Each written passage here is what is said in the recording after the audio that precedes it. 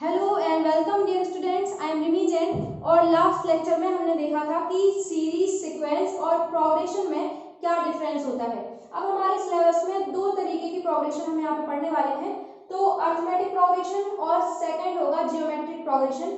तो arithmetic progression से start करेंगे कि अरिथमेटिक प्रोग्रेशन आखिर क्या होता है। वैसे उस दिन मैंने थोड़ा सा आपको बताया था कि जब हमारे पास कोई सीक्वेंस हो और सीक्वेंस के जो टर्म्स हैं वो हमें कैसे मिल रहे हो, नेक्स्ट टर्म हमें कोई फिक्स नंबर, कोई कांस्टेंट नंबर ऐड या सब्ट्रैक्ट करने पे अगर हमें मिलता है तो ऐसे प्रोग्रेशन को हम क्या बोलते हैं, अरिथमेटिक प्रोग्रेशन। जैसे इस प्रोग्रेशन में देखिए 1 2 3 4 ये हमारे पास टर्म्स है प्रोग्रेशन के, और हमें 1 में हमने जब 1 ऐड किया तो हमें 2 मिल रहा है, जब हमने 2 में 1 ऐड किया तो 3 मिल रहा है, जब 3 में 1 ऐड किया तो 4 मिल रहा है।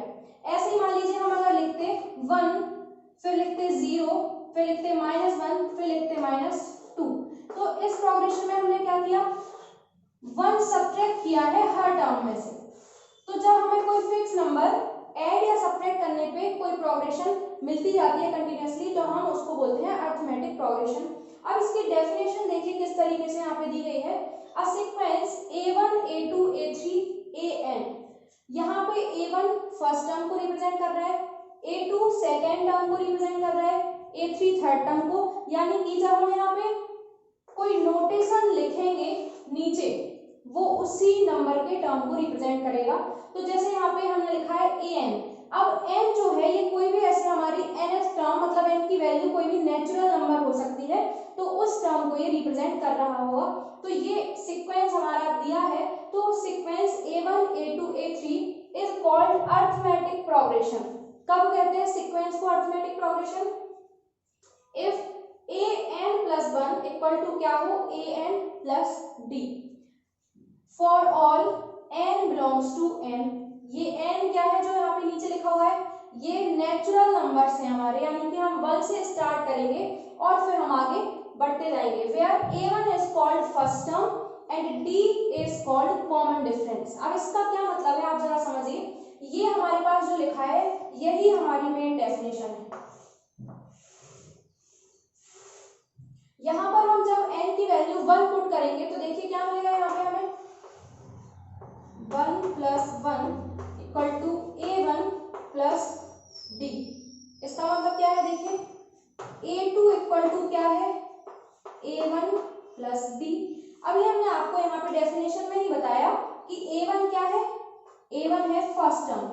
तो जब हमने फर्स्ट टर्म में कांस्टेंट, ये जो d हमारा कांस्टेंट नंबर है उसको ऐड किया, a1 में हमने जब d को ऐड किया तो हमें क्या मिला, देखिए सेकेंड टर्म मिली।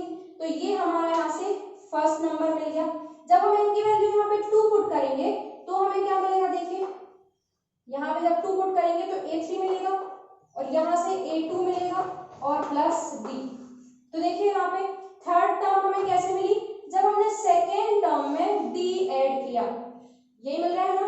और इस तरीके से हम कंटिन्यूअसली चलते जा सकते हैं कि अगर हमें मान लीजिए an प्लस 1 टर्म चाहिए थी तो फिर हमें क्या करना था, इसके पहले कौन सी टर्म आएगी, जस्ट an प्लस 1 टर्म के पहले an nth टर्म आएगी, और nth टर्म में हम जैसे ही उस कांस्टेंट टर्म d को ऐड करेंगे तो हमें क्या मिल जाएगा, an प्लस 1 टर्म। तो ये यहाँ पे पैटर्न बनता है कि हम पहले वाले टर्म में, जैसे यहाँ पे फर्स्ट टर्म जो थी वो 1 थी और 1 में हमने क्या किया, जब एक यहाँ पे हम कांस्टेंट टर्म क्या लेके चल रहे थे 1, जैसे यहाँ पे d हमने बताया है वो d का काम यहाँ पे कौन कर रहा था 1, तो हमने जब फर्स्ट टर्म में 1 ऐड कर दिया तो हमें सेकेंड टर्म मिल गई, फिर हमने जब सेकेंड टर्म में भी 1 ऐड कर दिया तो हमें थर्ड टर्म मिल गई। तो इस तरीके से ये फॉर्मूला जनरेट किया गया है कि किसी टर्म को अगर हमें चाहिए तो उसके पहले वाले टर्म में हम कांस्टेंट नंबर d को अगर ऐड कर दें तो यहाँ पे हमें वो टर्म मिल जाएगी। अब यहाँ पे जो d है इसकी कुछ प्रॉपर्टीज होती हैं कि d क्या क्या हो सकता है। तो यहाँ पर जो d है ये 0 भी हो सकता है, माइनस नंबर भी हो सकता है, नेगेटिव नंबर भी हो सकता है और पॉजिटिव तो हो ही सकता है। देखिए यहाँ पे हमने d को क्या लिया था, एक पॉजिटिव नंबर, d क्या था, पॉजिटिव नंबर। इस वाले केस में देखिए हमने d को क्या लिया था, एक नेगेटिव नंबर, d क्या था -1 विच इज नेगेटिव नंबर। तो हम डी को नेगेटिव भी कंसीडर कर सकते हैं, और यहाँ पे जो डी है वो हमारा 0 भी हो सकता है। अगर हमने डी की वैल्यू 0 ले ली तो हमें कांस्टेंट सीरीज जैसा कुछ दिखेगा, कांस्टेंट सीक्वेंस मिलेगा, जैसे 1 1 1 1 1, और ये भी एक प्रोग्रेशन है। और कैसी प्रोग्रेशन है? Arithmetic progression. हम यहाँ पे क्या कर रहे हैं? हर एक टर्म में 0 ऐड कर रहे हैं। हम डी की वैल्यू 0 भी अगर लेते हैं तो भी हमारे लिए जो सीक्वेंस जनरेट होता है वो अरिथमेटिक प्रोग्रेशन कहलाता है। तो यहाँ पे हमने डी को समझ लिया है। अब हमें यहाँ से, जब हमने यहाँ पे n की डिफरेंट वैल्यूज रखी, तो हमें देखिए किस तरीके का फॉर्मेट मिल रहा है। हमें a2 मिला, लेकिन क्या मिला? a2 equal to a1 plus D. a3 मिला, लेकिन क्या मिला? a3 equal to a2 plus D. तो इस चीज को हमें यहाँ पे बहुत अच्छे से समझना है। अब हम एक जनरल जो AP है, AP क्या है? हाँ, ये भी देख लीजिए। जो AP है ये शॉर्ट फॉर्म है अरिथमेटिक प्रोग्रेशन का। हर जगह हम ये अरिथमेटिक प्रोग्रेशन तो लिखेंगे नहीं, काफी लंबा चौड़ा भी है, इसलिए उसको हम AP यूज करते हैं, AP ही लिखते हैं, और अरिथमेटिक प्रोग्रेशन ये कहलाएगा। तो जो हमारी AP होगी वो किस फॉर्म में हम यहाँ पे कंसीडर करेंगे? ये A1 A2 ये तो जनरल फॉर्म हुआ, लेकिन A1 A2 A3 AN जो भी है, इनकी वैल्यूज हम किस तरीके से कंसीडर करेंगे? तो यहाँ देखिए, अगर हम ऐसा लिखें, मान लीजिए मैं एक AP कंसीडर करती हूँ जिसकी फर्स्ट टर्म क्या है? A है, और कॉमन डिफरेंस क्या है? D। Let us consider an AP with first term A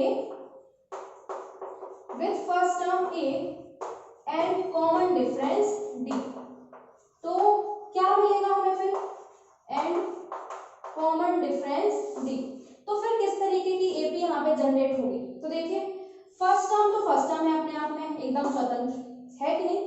अब हमें सेकेंड टर्म कैसे मिल रही थी? तो देखिए, हमें सेकेंड टर्म कब मिल रही थी? जब हमने फर्स्ट टर्म में कॉमन डिफरेंस को ऐड किया था। तो क्या हमें यहाँ पे a प्लस डी का मतलब सेकेंड टर्म से समझना चाहिए। तो अब हमारे पास सेकेंड टर्म क्या आ गई? a plus D.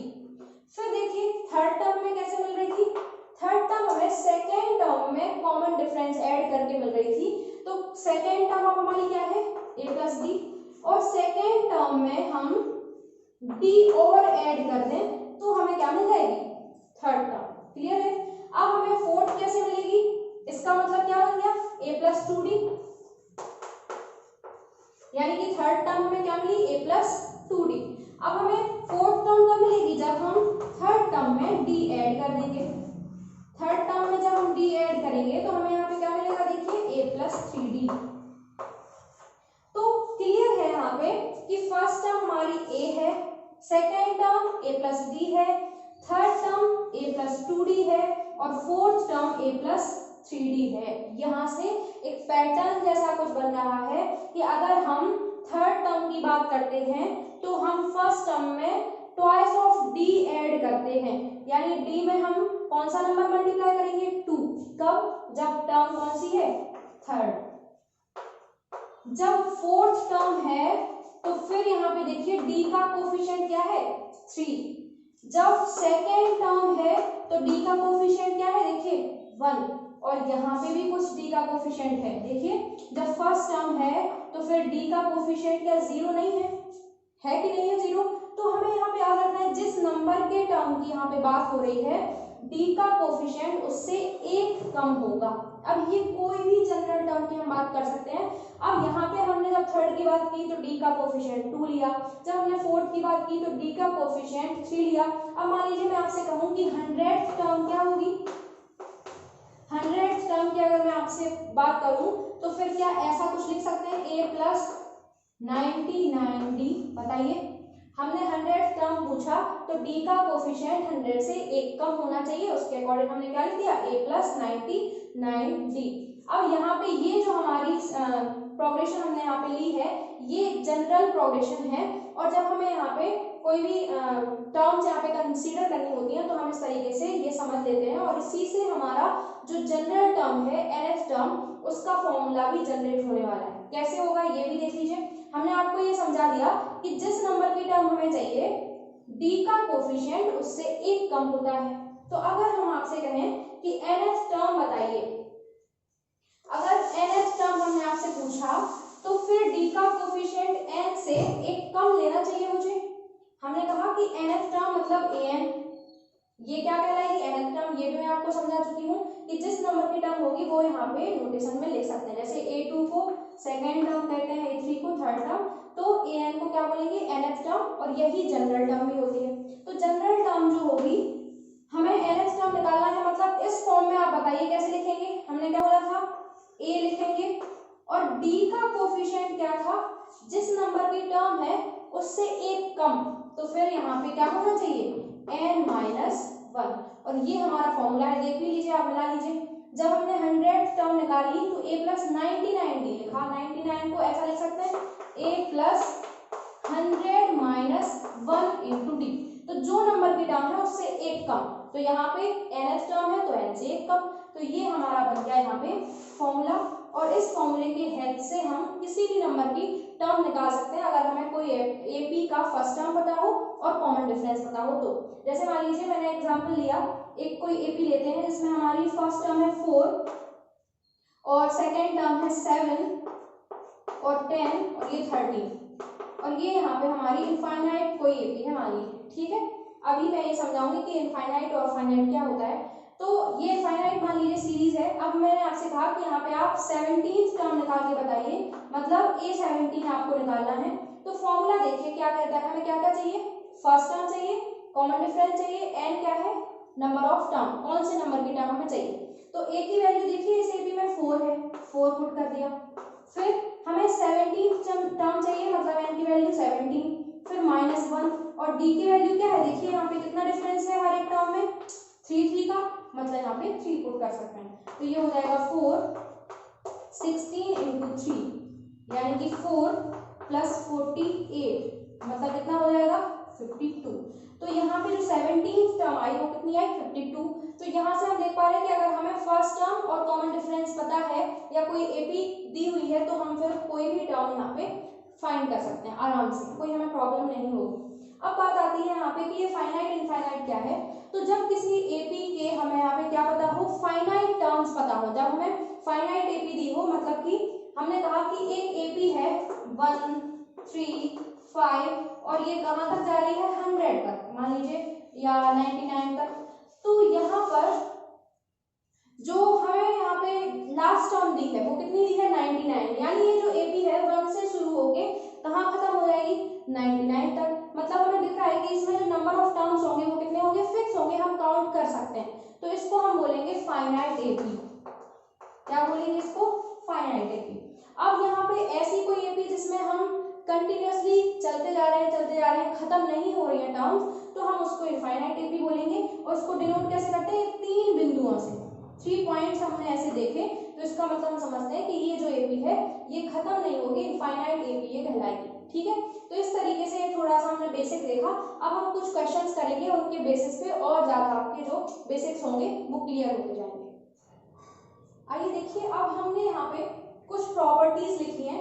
उसके पहले ये फिर से मैंने आपको एक रिमाइंड करने के लिए फिर से लिख दिया है कि जो जनरल टर्म होती है an इक्वल टू वो क्या होगी एपी की a plus n minus 1 into D, general term मतलब कोई भी nth टर्म। अब यहाँ पे प्रॉपर्टीज मैं आपको बताने वाली हूँ। यहाँ लिखा है if a constant is added to each term of an AP the resulting sequence is also an AP। इसका मतलब क्या है, देखिए मान लीजिए हमारे पास कोई पहले से एक हमें क्या दिया था, एपी दिया था 1 3 5 7 9 एंड 11, ये क्या है एपी, इज एन एपी। अब हमने यहाँ पे क्या किया, कोई भी एक कांस्टेंट टर्म उठाइए, कोई भी कांस्टेंट टर्म हम उठाएं और हर एक टर्म में ऐड कर दें, तो हमें रिजल्ट में क्या मिलेगा, एक सीक्वेंस मिलेगा। मान लीजिए हम 2 ऐड करते जाते हैं हर एक टर्म में, 1 में हमने 2 ऐड किया, 3 में भी 2 ऐड किया, फिर 5 में भी 2 ऐड किया, 7 प्लस 2 9 प्लस 2 एंड 11 प्लस 2। तो रिजल्ट में हमें क्या मिलेगा, देखिए 1 प्लस 2 कितना होगा 3, ये कितना होगा 5, ये 7, ये 9 और ये 11 और ये 13। अब हमें बताना है कि क्या जो रिजल्ट में अब ये सीक्वेंस तो ये डेफिनेटली होगा क्योंकि यहाँ पे कोई ना कोई हमें चेक करना है कि क्या सच में ये ऐड हमने कर दिया तब भी ये एपी है। तो एपी चेक करने का तरीका क्या होता है, अगर हमारे पास कॉन्जिक्यूटिव टर्म्स के जो बीच का डिफरेंस है वो क्या हो, कांस्टेंट हो। एक सेम नंबर अगर हमें दो कॉन्जिक्यूटिव टर्म्स के बीच में मिल रहा है तो हम उसको क्या बोलते हैं, कॉमन डिफरेंस। और अगर वो सेम है हर जगह तो हम उसको एपी बोलेंगे। मतलब हम देखेंगे सेकंड में से हमने जब फर्स्ट टर्म को सब्ट्रैक्ट किया तो यहाँ पे हमें कितना मिलेगा, 2। देखिए जब हमने थर्ड में से सेकंड को सब्ट्रैक्ट किया तो हमें 2 मिला, फोर्थ में से थर्ड को तो भी 2 मिला, फिफ्थ में से फोर्थ को तो भी 2 मिला, सिक्स्थ में से फिफ्थ को तो भी 2 मिला। यानी जो डिफरेंस है दो टर्म्स के बीच का, किन्हीं भी दो कॉन्जिक्यूटिव टर्म्स के बीच का, वो कितना है, हर जगह 2 है। और इसकी वजह से ये क्या है, एपी। तो हमने यहाँ पे देखा कि अगर हम किसी एपी में कोई भी कांस्टेंट नंबर ऐड कर दें तो वो वापस से रिजल्ट में भी हमें एक एपी ही देता है। अब यही बात यहाँ पे ऐड के अलावा सब्ट्रैक्ट के लिए भी है। किसी एपी में से हम क्या कर दें, कांस्टेंट नंबर सब्ट्रैक्ट कर दें तो भी रिजल्ट में एपी मिलेगा। तो ऐड के साथ में सब्ट्रैक्ट भी काम करेगा, सब्ट्रैक्शन भी काम करेगा। अब मल्टीप्लाई अगर कर दें तो भी करेगा क्या, तो बिल्कुल मल्टीप्लाई अगर किसी कांस्टेंट नंबर से कर दिया जाए तो भी काम करेगा, मल्टीप्लिकेशन। और यहाँ पे अगर हम क्या कर दें, किसी नॉन जीरो नंबर से डिवीजन भी कर दें। अब नॉन जीरो ये हमें याद रखना है क्योंकि अगर हम किसी जीरो से डिवाइड करते हैं तो फिर हमें यहाँ पे नॉट डिफाइंड क्वांटिटी मिलती है। इस वजह से जीरो को छोड़ के हम किसी भी नंबर से डिवीजन भी कर सकते हैं और डिवीजन करने पे जो हमें सीक्वेंस मिलेगा वो भी वापस क्या मिलेगा, एपी ही मिलेगा। तो यहाँ पे हम क्या कर सकते हैं, डिवीजन भी कर सकते हैं। किससे, बस यहाँ पे जीरो ना हो, ये जीरो को एक्सेप्ट जीरो को छोड़ के किसी भी नंबर से, मतलब ऐसा बोल सकते हैं नॉन जीरो नंबर से हम अगर डिवाइड करते हैं किसी भी एपी के हर एक टर्म को तो हमें रिजल्ट में जो सीक्वेंस मिलता है वो भी एपी कहलाएगा। ये छोटी छोटी सी प्रॉपर्टीज हैं तो ये हमें छोटा सा याद रखना है कि किस तरीके से ये काम करता है। अब हम बढ़ते हैं क्वेश्चन की तरफ। क्वेश्चन यहाँ पे आप लोगों ने 10th में से कर लिए हैं, बेसिक जो क्वेश्चन है वो आपको आते हैं। अब हम थोड़ा सा यहाँ पे 11th क्लास के हिसाब से क्वेश्चंस भी सॉल्व करेंगे और फिर यहाँ पे कुछ स्टैंडर्ड क्वेश्चन में भी आपको सॉल्व करा दूंगी। अब हम यहाँ पे देखने वाले हैं अर्थमेटिक मीन, ये क्या है। तो यहाँ देखिए आपने मीन तो पढ़ के रखा है, मीन आप जानते हैं क्या होता है। अगर हमारे पास नंबर गिवन है और उनका मीन निकालने के लिए बोला जाता है तो आप क्या करते हैं, एवरेज को ही जनरली मीन बोलते हैं। तो हमारे पास मान लीजिए दो नंबर्स हैं ए और बी। अब कोई यहाँ पे हम एग्जांपल ले लेते हैं 4 और 6। ये दोनों नंबर्स का मीन हम अगर बोलते हैं आपसे फाइंड करने के लिए तो आप क्या करते हैं, इनका एडिशन करते हैं और 2 से डिवाइड कर देते हैं। एवरेज यही है, जितने नंबर्स होंगे उनका सम करेंगे और उसी से डिवाइड कर देंगे। 2 नंबर्स है तो 2 से डिवाइड करेंगे, 3 नंबर्स होते तो 3 से डिवाइड करते। तो अगर ए और बी का मीन निकालने के लिए बोला जाएगा तो भी आप क्या करेंगे, दोनों को ऐड करेंगे और 2 से डिवाइड कर देंगे। यही क्लियर बात है। तो अब यहाँ पे अर्थमेटिक मीन का क्या मतलब है, मान लीजिए हमारे पास दो नंबर्स हैं यही ए और बी। तो ए और बी हमारे पास ये नंबर्स हैं। अब हमें यहाँ पे क्या करना है, चूंकि हम क्या कर रहे हैं यहाँ पे अर्थमेटिक प्रोग्रेशन के अंतर्गत इस मीन को पढ़ रहे हैं तो आप उसी से इसका कुछ रिलेशन होगा। तो यहाँ पे हमें एक नंबर इनके बीच में डालना है जो क्या हो, इनके बीच में आने के बाद में भी तीनों नंबर्स का जो रिलेशन रहे वो अर्थमेटिक प्रोग्रेशन के जैसे ही काम करे। जैसे मान लीजिए हमारे पास 4 और 6 थे, ये नंबर थे, हमने यहाँ पे इनका मीन निकाला तो कितना निकला, 5। ये 5 ही निकलेगा। अब अगर हम इस 5 को इन दोनों के बीच में ऐसे पुट कर दें 4 5 6, 5 को हमने क्या किया 4 और 6 के बीच में यहाँ पे रख दिया, तो यहाँ पे जो अब हमें सीक्वेंस मिला या जो प्रोग्रेशन अब हमें दिख रही है, क्या ये अर्थमेटिक प्रोग्रेशन जैसा ही दिखेगा। देखिए तो यहाँ पे जो 5 है ये 4 और 6 का अर्थमेटिक मीन कहलाएगा। क्यों, क्योंकि यहाँ पे देखिए अर्थमेटिक प्रोग्रेशन भी जनरेट हो रही है, 1 1 का डिफरेंस है और ये 5 जो है इन दोनों का मीन भी है। तो इस तरीके से ए और बी का अगर हमें अर्थमेटिक मीन ए फाइंड करना है तो ए की जो वैल्यू होगी, अर्थमेटिक मीन जो होगा ए इक्वल टू वो क्या होगा, a प्लस बी अपॉन 2। तो ये होगा अर्थमेटिक मीन, बहुत बड़ी कोई बात नहीं है।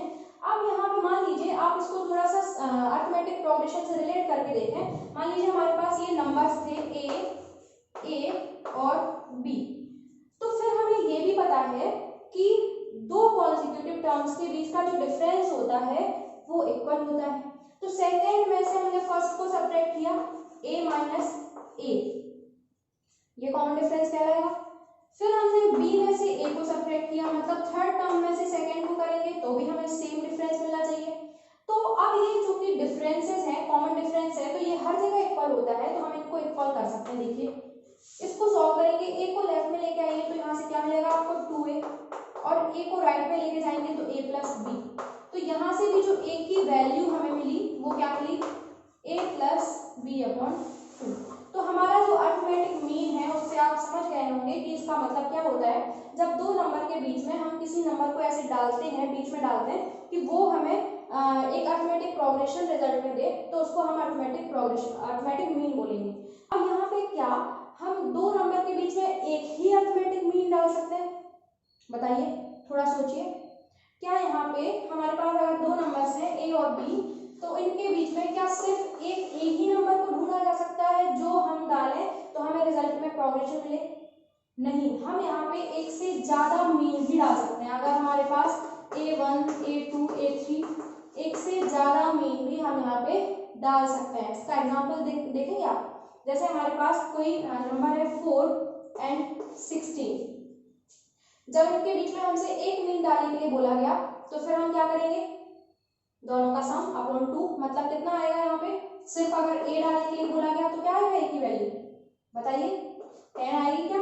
देखिए इनके बीच में डिफरेंस कितना है अभी 6, और इनके बीच में भी 6, तो ये जो 4, 10 और 16 है ये एक अरिथमेटिक प्रोग्रेशन है। मान लीजिए एक से ज्यादा अगर हमें डालने हैं इनके बीच में, 4 और 16 के बीच में ही हमें क्या करना है, a1 और a2 डालना है, दो यहाँ पे अरिथमेटिक मीन डालने हैं। तो क्या यहाँ पे देखिए 8 और 12 ऐसा काम नहीं करेंगे, ये इनके बीच में 4 डिफरेंस, यहाँ पे भी 4, यहाँ पे भी 4, तो ये 8 और 12 ये भी अरिथमेटिक मीन है।